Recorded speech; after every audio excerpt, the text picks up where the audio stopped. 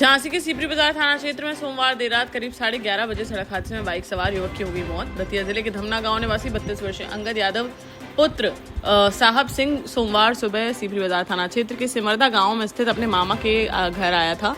रात करीब 11:30 बजे वह बाइक से लौट रहा था अपने गांव वापस, तभी शिवांता कॉलोनी के पास एक तेज रफ्तार ट्रक ने उसकी बाइक में मार दी जोरदार टक्कर। हादसे में अंगद गंभीर रूप से हो गया घायल। मौके पर पहुंची पुलिस ने अंगद को तुरंत पहुंचाया मेडिकल कॉलेज, जहां डॉक्टरों ने उसे कर दिया मृत घोषित। शव को पोस्टमार्टम के लिए भेजकर आरोपी ट्रक चालक की तलाश में जुटी पुलिस।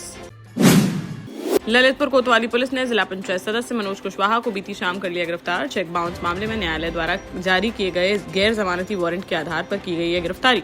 मनोज कुशवाहा ललितपुर जिले के नाराहट क्षेत्र से हैं जिला पंचायत सदस्य। उनके खिलाफ कोतवाली सदर क्षेत्र के मोहल्ला नेहरू नगर निवासी में एक युवक ने चेक बाउंस का मामला कराया था दर्ज, जो न्यायालय में है विचाराधीन। न्यायालय में पेश नहीं होने के कारण उनके खिलाफ गैर जमानती वारंट किया गया था जारी, जिस पर पुलिस ने उन्हें नई बस्ती क्षेत्र से किया गिरफ्तार।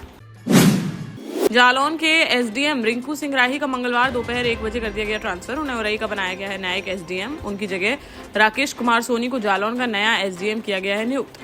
डीएम राजेश कुमार पांडे ने प्रशासनिक फेरबदल करते हुए दोनों अफसरों को कार्यभार ग्रहण करने के दिए हैं निर्देश। आईएएस रिंकू सिंह राही और भाजपा ब्लॉक प्रमुख रामराज निरंजन के बीच हुए विवाद के 7 दिन बाद यह आदेश किया गया जारी। जालौन में सोमवार की शाम रामराज निरंजन ने मीडिया से की थी बात, जिसमें उन्होंने पत्रकारों को दिखाया था रिंकू सिंह का एक वीडियो, जिसमें रिंकू सिंह उनसे धक्का मुक्की करते आ रहे थे नजर। साथ ही ज्वाइंट मजिस्ट्रेट ने ब्लॉक प्रमुख के मोबाइल पर हाथ मारकर गिरा दिया था उनका मोबाइल। इसके बाद दोनों हाथों से जोरदार धक्का मारकर उन्हें धकेल दिया था पीछे। महोबा में जल जीवन मिशन की समीक्षा बैठक के दौरान जिलाधिकारी गजल भारद्वाज ने अपनाया सख्त रुख। उन्होंने पेयजल योजनाओं में लापरवाही बरतने वाली संस्थाओं को लगाई फटकार। धवर्रा सिजवाहा योजना के प्रोजेक्ट मैनेजर को अल्टीमेटम देते हुए डीएम ने कहा कि काम में ढिलाई पर सीधे की जाएगी दंडात्मक कार्यवाही। कलेक्ट्रेट सभागार में आयोजित इस महत्वपूर्ण बैठक में शिवहर, धवर्रा, सिजवाहा, लहचूरा, काशीपुरा, सलैया, नथुपुरा और कबरई ग्राम समूह पेयजल योजनाओं के कार्यों की गई गहन समीक्षा। ग्रामीण इलाकों में जलापूर्ति की जमीनी हकीकत का आकलन करना था बैठक का उद्देश्य।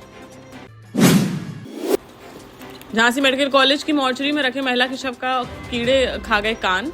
घर वाले मंगलवार दोपहर जब पहुंचे मॉर्चरी तो शव पर रेंग रहे थे कीड़े। इसके बाद घर वालों ने मेडिकल कॉलेज मैनेजमेंट पर लापरवाही का आरोप लगाते हुए कर दिया हंगामा। पुलिस से शिकायत कर कार्रवाई की मांग। बड़ागांव थाना क्षेत्र की रहने वाली 24 वर्षीय पूजा पत्नी जितेंद्र से जुड़ा है मामला, जिसकी सोमवार की रात सड़क हादसे में हो गई थी मौत।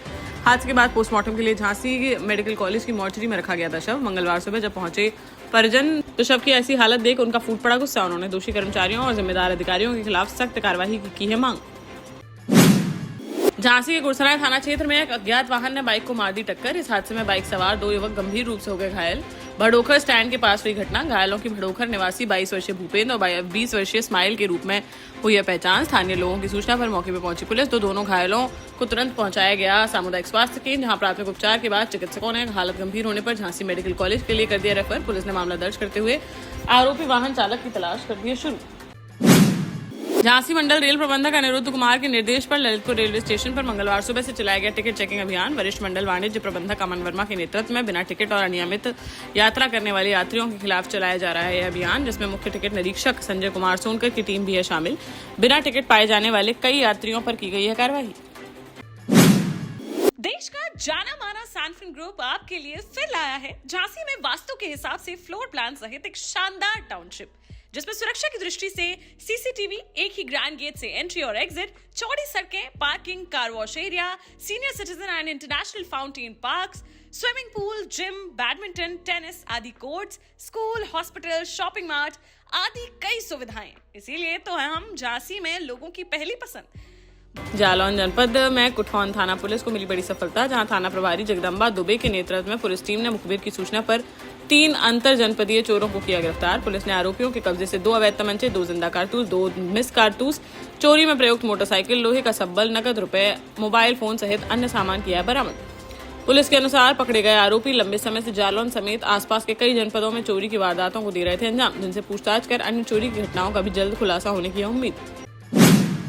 हमीरपुर जनपद के राठ में 4 साल पहले हुए बहुचर्चित अपहरण, फिरौती और हत्या के मामले में विशेष न्यायाधीश SC/ST एक्ट रणवीर सिंह की अदालत ने सुनाया बड़ा फैसला।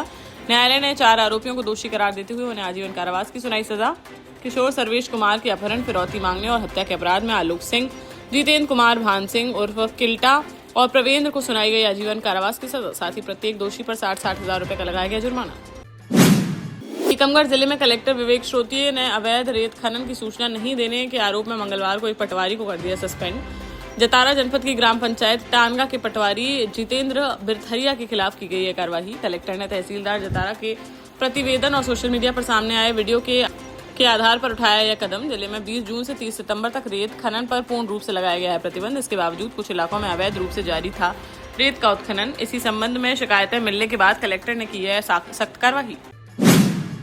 दतिया के दुरसड़ा थाना क्षेत्र के रजौरा गांव में मंगलवार सुबह एक 26 वर्षीय युवक का खेत पर पड़ा मिला शव। सुबह शौच के लिए घर से निकला था युवक, लेकिन काफी देर तक नहीं लौटा वापस। तब छोटे भाई ने खेत पर जाकर देखा तो वहां उसका पड़ा था शव, जिसने उठा लिया था गलत कदम। मृतक की रजौरा निवासी 26 वर्षीय दीपक पाल के रूप में हुई है पहचान। मौके पर पहुंची पुलिस ने घटनास्थल का किया निरीक्षण और शव को पोस्टमार्टम के लिए भेजकर मामले की जाँच कर दी शुरू। झांसी रेलवे सुरक्षा बल ने ट्रेनों पर पत्थर फेंक कर यात्रियों की जान जोखिम में डालने वाले एक आरोपी को मंगलवार शाम कर लिया गिरफ्तार। पूछताछ में आरोपी ने 5 अलग अलग ट्रेनों पर पथराव करने की कबूल की है बात। आरपीएफ ने आरोपी को चिरगांव रेलवे स्टेशन से किया गिरफ्तार। आरपीएफ के अनुसार 27 जून को मुस्तरा झांसी रेलखंड पर चल रही बरौनी ग्वालियर मेल पर फेंका गया था पत्थर। इस घटना में ट्रेन के एक कोच का टूट गया था शीशा। आरोपी की छतरपुर के कटिया गाँव निवासी 38 वर्षीय अर्जुन पाल के रूप में हुई है पहचान। ललितपुर जिले के मेहरौनी कस्बे में बीती शाम गाय खरीदने को लेकर हुए विवाद में 2 पक्षों के बीच जमकर हुई मारपीट। इस दौरान चले लाठी डंडे, जिसमें 8 लोग हो गए घायल, जिनमें से 2 गंभीर घायलों को झांसी किया गया रेफर। घटना का वीडियो सोशल मीडिया पर हो रहा है वायरल। मामले की जांच में जुटी पुलिस। टीकमगढ़ जिले के बलदेवगढ़ ब्लॉक के तमोरा गांव में नल जल योजना पिछले 3 महीने से है बंद। इसके चलते ग्रामीणों को पीने के पानी के लिए परेशानी का करना पड़ रहा है सामना। गांव की करीब 1800 है आबादी। जलापूर्ति बंद होने के बाद लोग तालाब से भरकर ला रहे हैं पानी। कई लोग इस पानी को छान कर पीने को है मजबूर।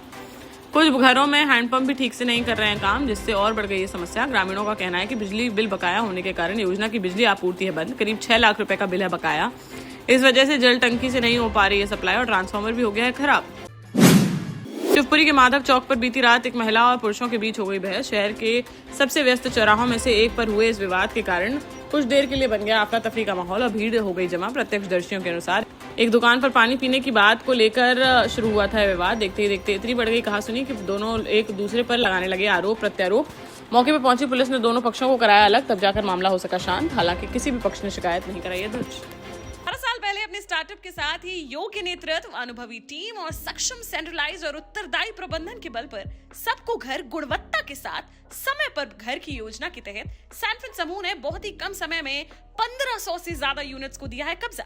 समय पर डिलीवरी से हमारे ग्राहकों में बड़ा है विश्वास और मिली है संतुष्टि। सैनफिन समूह ने बहुत कम समय में Sanfin Ashok city, green homes residency, green homes city, Sanfin Ashok valley, Delhi public school, Sanfin शाखा, केन सैनफिन अस्पताल सहित कई अन्य परियोजनाओं के साथ नई झांसी के निर्माण में स्थापित किया है एक बड़ा मुकाम। तो आप भी आज ही आइए अपने परिवार के साथ और कीजिए अपने सपने साकार।